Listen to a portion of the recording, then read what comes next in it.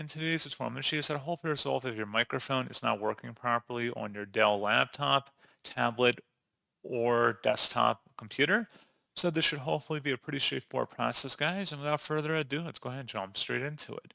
First thing I recommend doing would be to open up the search menu and type in settings. Best result, should come back with settings here. Go ahead and open that up. Select system on the left panel, and then on the right side, select sound.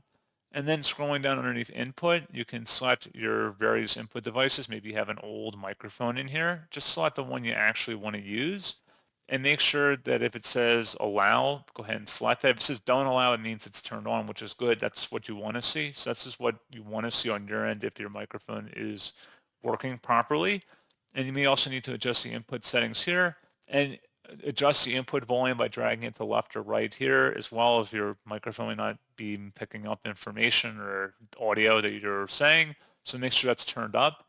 And that's hopefully about it. You can also test your microphone here. And that's pretty much all there is to say. So as always, thank you for watching this brief tutorial. I do hope that I was able to help you out, and I do look forward to catching you all in the next tutorial. Goodbye.